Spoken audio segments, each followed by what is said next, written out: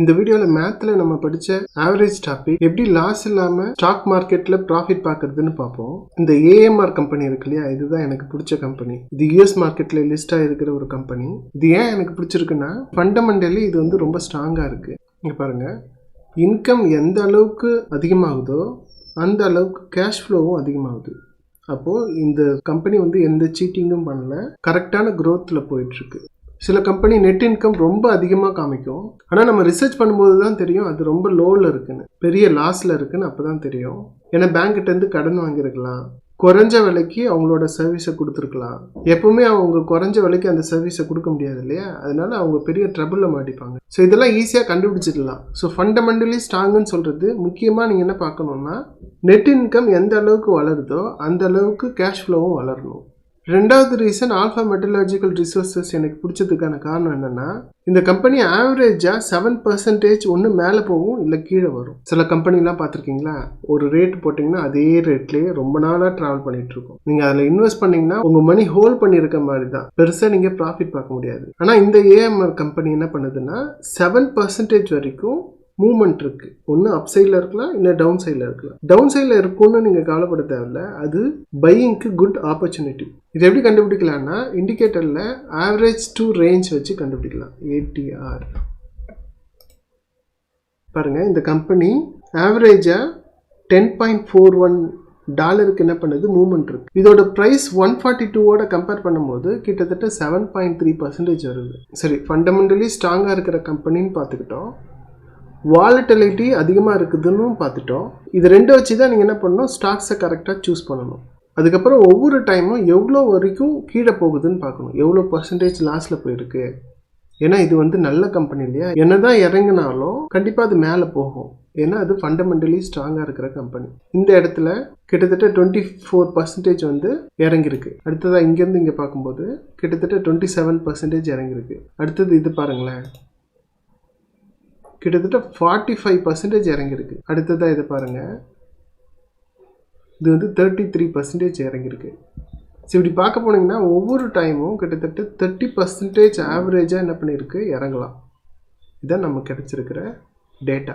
Stock மார்க்கெட்டில் என்ன பிரச்சனைன்னா, ஒரு பாயிண்டில் இருக்குன்னா ஒன்று மேலே போகலாம் இல்லை கீழே வரலாம். அதை கண்டிப்பாக மேலே போகும் கண்டிப்பாக கீழே வரும்னு யாராலையுமே சொல்ல முடியாது.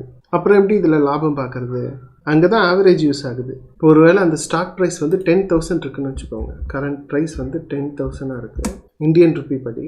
யூஎஸ் மார்க்கெட்டில் இருக்கிற கம்பெனிஸை நீங்கள் ஃப்ராக்ஷனில் கூட வாங்கலாம். உங்களுக்கு வச்சுருக்கிற அமௌண்ட்டுக்கு ஏற்ற மாதிரி வாங்கலாம். $100 வாங்கலாம், $500 வாங்கலாம்.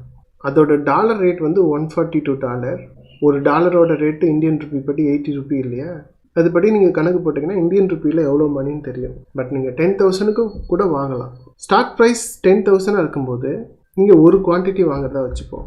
அப்போது ஸ்டாக் ப்ரைஸ் எந்த மாதிரி இருந்தாலும் பிரச்சனை இல்லை, நீங்கள் என்ன பண்ணிவிடுங்க, ஒரு குவான்டிட்டி வாங்குங்க. எந்த ருப்பிக்கு வாங்கணும், 10,000னா 10,000க்கே வாங்கிடுங்க. இப்போ கொஞ்ச நாள் கழித்து என்ன பண்ணிவிடுது, 6% ப்ராஃபிட் காமிக்குதுன்னு வச்சுக்கோங்க. ஸோ இந்த அமௌண்ட்டு மல்டிப்ளைட் பை 1.06 இல்லையா, 6% இன்க்ரீஸ் ஆகுதுன்னா 1.06 மல்டிப்ளையர். 6% டிக்ரீஸ் ஆகுதுன்னா 94% இல்லையா, இப்போ 0.94 வந்து மல்டிப்ளையர். ஸோ இங்கே இன்க்ரீஸ் ஆகுது. ஸோ கொஞ்ச நாள் கழிச்சு என்ன ஆகிடுது, இல்லை அதே நாள் கூட 10,600 போகுது. நீங்கள் என்ன பண்ணிவிடுங்க, செல் பண்ணிவிடுங்க. எந்த ரேட்டுக்கு, 6% ப்ராஃபிட்டுக்கு செல் பண்ணிவிடுங்க. ப்ராஃபிட் நமக்கு எவ்வளோ வரும், ப்ராஃபிட் வந்து செல் பண்ண அமௌண்ட்டு மைனஸ் பை பண்ண அமௌண்ட்டு. ஸோ 600 ப்ராஃபிட் வருது. விற்றுட்டு மறுபடியும் 10,600க்கு வாங்குங்க, ஒரு குவான்டிட்டி வாங்குங்க. மறுபடியும் 6% ப்ராஃபிட் கொடுத்ததுன்னா அதை விற்றுட்டு மறுபடியும் வாங்குங்க. இந்த மாதிரி கிடைக்கிறது கொஞ்சம் ரேர் தான். ஏன்னா ஒரு ஸ்டாக் ப்ரைஸ் எப்போவுமே கண்டினியூஸாக இன்க்ரீஸ் ஆகிறது ரொம்ப ரேரு. இங்கே 30% வரைக்கும் இன்க்ரீஸ் ஆகிற மாதிரி காமிச்சிருக்கேன். இது வந்து கேஸ் 1. ஒவ்வொரு டைமும் 6% இன்க்ரீஸ் ஆகும்போது நீங்கள் செல் பண்ணிவிட்டு அதே ரேட்டுக்கு பை பண்ணி மறுபடியும் என்ன பண்ணுறீங்க, 6% ப்ராஃபிட் எடுக்கிறீங்க. இது மாதிரி இருந்தால் நல்லா தான் இருக்கும்ல, ஆனால் இது மாதிரி இருக்காது, குறையவும் செய்யலாம். இப்போ தான் செகண்ட் கேஸ்க்குள்ளே போகிறோம். கேஸ் 2ல் என்ன பண்ணுறீங்க, ஸ்டாக் ப்ரைஸ் 10,000 இருக்குது, ஒரு குவான்டிட்டி அதே ரேட்டுக்கு வாங்குறீங்க. இப்போ 6% லாஸ் ஆகுது. 6% லாஸ்னால் என்ன பண்ணணும், மல்டிப்ளையர் வந்து 0.94 தான் மல்டிப்ளையர். 6% லாஸில் போகும்போது நான் என்ன சொல்கிறேன், மறுபடியும் ஒன்று வாங்குங்க. ஸோ ஒரு குவான்டிட்டியை 6% லாஸ் ஆன 9,400க்கு வாங்குறீங்க. இப்போ உங்களோட வாங்கின ப்ரைஸ் என்ன ஆகிடுது, உங்ககிட்ட 2 குவான்டிட்டி இருக்குது, 2 குவான்டிட்டிக்கும் ஆவரேஜ் பார்க்கும்போது 9,700 வருது. உங்களுக்கு கரண்ட்டாக எவ்வளோ லாஸில் இருக்குது, 600 ருபீஸ் லாஸில் இருக்குது. இப்போ ஆவரேஜ் என்ன பண்ணிடுச்சுன்னு பார்த்தீங்களா, நீங்கள் வாங்கின ப்ரைஸ் 10,000, இன்னொரு குவான்டிட்டி 6% லாஸில் வாங்குறதால உங்களோட அமௌண்ட்டை 9,700க்கு வாங்கின மாதிரி ஆக்கிடுச்சு. இப்போ 9,700க்கு மேலே ₹1 மேலே போனால் கூட உங்களுக்கு ப்ராஃபிட் தான். இப்போ உங்ககிட்ட எவ்வளோ இருக்குது, 2 குவான்டிட்டி இருக்குது, 9,700 ருபீஸ் ரேட்டுக்கு இருக்குது. ஒருவேளை 6% ப்ராஃபிட் வருதுன்னா அங்கேருந்து அது மேலே ஏற ஆரம்பிச்சிருச்சு. உங்களுக்கு 6% ப்ராஃபிட் வருதுன்னா விற்றுடுங்க. 2 குவான்டிட்டி வாங்கியிருக்கிறதால உங்களுக்கு ப்ராஃபிட் மட்டுமே 1,164 வரும். இதுலேருந்து ஏறுற மாதிரி கணக்கு வச்சுப்போம். நீங்கள் என்ன பண்ணணும், அந்த இடத்துல விற்றுட்ட உடனே மறுபடியும் இப்போ இருக்கிற அந்த ரேட்டுக்கு நீங்கள் வாங்கணும். 10,282க்கு வாங்குறீங்க. ஒரு குவான்டிட்டி தான் வாங்கணும், ஞாபகம் வச்சுக்கோங்க. இனிஷியலாக நீங்கள் போடும்போது எப்போவுமே ஒரு குவான்டிட்டி தான் வாங்கணும். கம்மியாக வாங்குறீங்க, இறங்க இறங்க அதிகமாக போட்டுகிட்டே போகிறீங்க. ஸோ மறுபடியும் இந்த அமௌண்ட்லேருந்து உங்களுக்கு வெறும் கண்டினியூஸாக ப்ராஃபிட் தர மாதிரி இருந்தால் ஒவ்வொரு 6%க்கும் உங்களுக்கு ப்ராஃபிட் கிடைக்கும். பாருங்கள், 616, 653, 693, 734 இது மாதிரி ஒவ்வொரு 6%க்கும் உங்களுக்கு ப்ராஃபிட் கிடைக்கும். இது நடக்க சான்ஸ் இருக்கா? நடக்கும், ரொம்ப ரேராக நடக்கும். எப்போ நடக்கும்னா, இந்த குவார்ட்டர்லி ரிசல்ட் வந்த உடனே ரிசல்ட் நல்லா இருந்ததுன்னா கிட்டத்தட்ட 36% வரைக்கும் ஒரு கம்பெனி போயிட்டே தான் இருக்கும். அது இந்தியன் மார்க்கெட்டாக இருந்தாலும் சரி, இன்டர்நேஷ்னல் மார்க்கெட்டாக இருந்தாலும் சரி. குவார்ட்டர்லி ரிசல்ட் எப்போல்லாம் வரும், ஒவ்வொரு 3 மந்த்ஸுக்கும் ஒரு தடவை வரும். இப்போ பார்த்திங்கன்னா செப்டம்பர் முடிஞ்சிருக்கு, அக்டோபரில் ஒரு 15 டேட் மாதிரி வரும். அடுத்தடுத்த 3 மந்த்ஸில் உங்களுக்கு குவார்ட்டர்லி ரிசல்ட் வந்து கம்பெனிஸ் வந்து விடுவாங்க. அந்த குவார்ட்டர்லி ரிசல்ட் தான் முடிவு பண்ணணும் ஒரு கம்பெனியோட ரேட் வந்து அதிகமாக போகுதா இல்லை கம்மியாக போகுதான்னு. நீங்கள் அந்த 3 மந்த்ஸை நல்லா யூஸ் பண்ணிக்கலாம். ஒருவேளை ஜூன் வரைக்கும் இருக்கிற ரிசல்ட் வந்து ஜூலை 15 வெளியிடுறாங்கன்னு வச்சுக்கோங்க. பாஸ்ட் குவார்ட்டர்லி ரிசல்ட்டை விட அதிகமாக ப்ராஃபிட் தந்திருக்கு, அதிகமாக கேஷ் ஃப்ளோ இருக்குன்னா கண்டிப்பாக நீங்கள் என்டர் ஆகுங்க. உங்களால் 30% வரைக்கும் ப்ராஃபிட் எடுக்க முடியும். ஸோ இந்த 3 மந்த்ஸில் அது வந்து மேஜராக எங்கேயும் போயிடாது. அந்த 3 மந்த்ஸ்க்குள்ளே நீங்கள் என்ன யூஸ் பண்ணி பணம் போட்டு பணம் எடுக்க முடியுமோ எடுத்துடணும். ரிசல்ட் வர டேட் பார்த்து நீங்கள் என்ன பண்ணுங்கள், முழு காசையும் உங்கள் கையில் வச்சுக்கலாம், இல்லை பாதி அமௌண்ட் வச்சுட்டு பாதி அமௌண்ட் எடுத்துக்கலாம். இப்போ கேஸ் 3 பார்க்கலாமா. 10,000க்கு ஒரு ஸ்டாக் வாங்குறீங்க. இப்போ புதுசாக 6% லாஸில் 9,400 ஆகிடுது.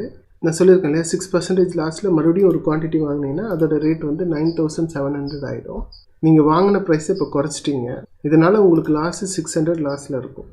ஒருவேளை வாங்கின 10,000லேருந்து மறுபடியும் 12% லாஸ், ஏற்கனவே 6% லாஸ் வந்துடுச்சு, இப்போ 12% லாஸ் வருது. நான் வாங்கின ப்ரைஸுக்கு போட்டிருக்கேன், ஆவரேஜ் ப்ரைஸுக்கு போடல. எப்பவுமே வாங்கின ப்ரைஸ்லேருந்து தான் நீங்கள் 6% என்ன பண்ணணும், லெஸ் பண்ணணும். அப்போ தான் நீங்கள் என்டர் ஆகணும். 12% லாஸில் மறுபடியும் 2 குவான்டிட்டி வாங்குறீங்க. ஏற்கனவே உங்ககிட்ட 2 குவான்டிட்டி இருக்குது, மறுபடியும் 2 குவான்டிட்டி வாங்குறீங்க. இப்போ ஆவரேஜ் ப்ரைஸ் என்னவாயிடுது, உங்கள் ரேட் வந்து ஆவரேஜ் ப்ரைஸ் 9,700லேருந்து 9,250 ஆகிடுச்சு. இதனால் உங்களுக்கு லாஸ் வந்து 1,800. ஒருவேளை இங்கேருந்து ரிட்டர்ன் ஆகுதுன்னு வச்சுக்கோங்க, மார்க்கெட் மேலே போக ஆரம்பிச்சிருச்சு.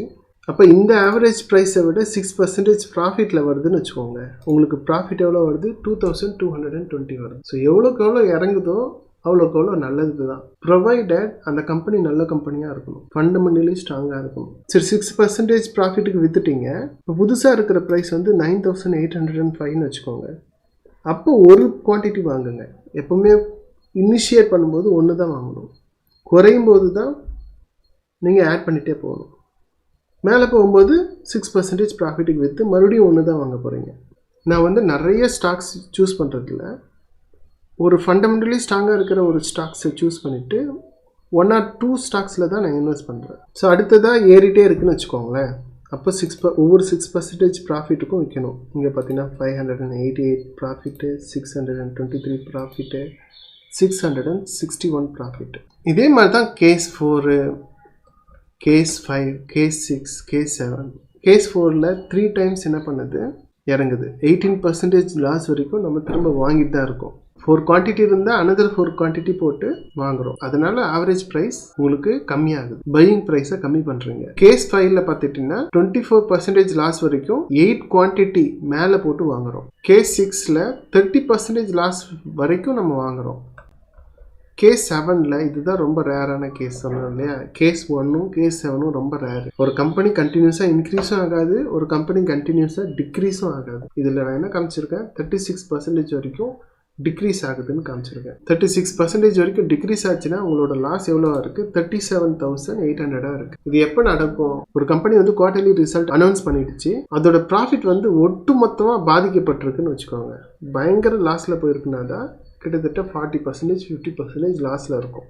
ஆனால் ஃபண்டமெண்டலி ஸ்ட்ராங்காக இருக்கிற கம்பெனி 36% இறங்கினா கூட நீங்கள் என்ன பண்ணாதீங்க, விற்காதீங்க, கான்ஃபிடெண்ட்டாக இருங்க. ஏன்னா நீங்கள் வாங்கின கம்பெனி நல்ல கம்பெனி. ஏதோ ஒரு விஷயத்தால் அது இப்போதைக்கு இறங்கியிருக்கு.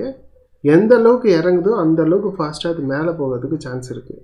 ஏன்னா பெரிய பெரிய இன்வெஸ்டர்ஸ் என்ன பண்ணுவாங்க, இது வந்து அண்டர் வேல்யூட்டாக இருக்குது, கண்டிப்பாக இந்த இடத்துல வாங்கணுன்னா நல்லா ப்ராஃபிட் பார்க்கலான்ட்டு எல்லோரும் வாங்க ஆரம்பிச்சிடுவாங்க. ரொம்ப ஒரு 40% வரைக்கும் போயிடுச்சுன்னா 10% 20%லாம் ஈஸியாக அடித்து மேலே வந்துடும். அப்போ உங்களுக்கு ப்ராஃபிட் போட்ட பணத்தை ஈஸியாக அதிக லாபத்தோடு எடுக்க முடியும். ரொம்ப லாஸில் போகுதுன்னு விற்க ஆரம்பிச்சிங்கன்னா அது ஃபுல்லாகவே உங்களுக்கு லாஸ் ஆகிடும். அதனால் ஒரு யூஸும் உங்களுக்கு இருக்காது.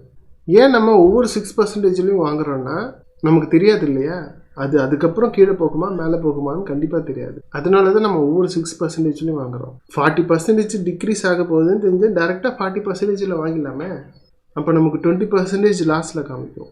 இறங்குற கம்பெனியில் கூட நீங்கள் வழியிலேயே ப்ராஃபிட் பார்க்கணுன்னா இந்த மெத்தட் யூஸ் பண்ணும்போது ரொம்ப யூஸ்ஃபுல்லாக இருக்கும். பாருங்கள், இதோட குவார்டர்லி ரிசல்ட் ஜூலையில் ரொம்ப நல்லாவே இருந்துச்சு. ஸோ ஆகஸ்ட் வரைக்கும் இவ்வளோ லாஸில் வந்துச்சு. ஸோ மறுபடியும் இப்படி இறங்கும்போது மறுபடியும் மேலே போகும் தான் நான் எதிர்பார்த்தேன். அப்போ கீழே வரும்போது நான் என்ன பண்ணேன், கொஞ்சம் கொஞ்சமாக வாங்க ஆரம்பித்தேன். என்னோட அமௌண்ட் இதிலேயே காலி ஆகிடுச்சு. நான் இதெல்லாம் ஃபாலோ பண்ணல. ஒவ்வொரு 3%லையும் வாங்கிட்டேன். கிட்டத்தட்ட 1% கூட வாங்கினேன். ஸோ இங்கேருந்து பார்த்தீங்கன்னா 20% எனக்கு லாஸில் தான் போச்சு. ஆனால் மறுபடியும் இப்போ மேலே வந்து அதெல்லாம் சரி பண்ணிடுது. ஸோ நீங்கள் வாங்குகிற கம்பெனியில் உங்களுக்கு கான்ஃபிடென்ட் இருந்துச்சுன்னா கண்டிப்பாக நீங்கள் விட்டு வைக்கலாம். அது கண்டிப்பாக மேலே ஈஸியாக சீக்கிரமாக வந்துடும். இந்த வீடியோவில் ஆவரேஜ் யூஸ் பண்ணி எப்படி லாஸ் இல்லாமல் ப்ராஃபிட் பார்க்குறதுன்னு பார்த்தோம். அடுத்த வீடியோவில் வேற ஒரு டாப்பிக்கில் சந்திக்கலாம். தேங்க்யூ ஃபார் வாட்சிங்.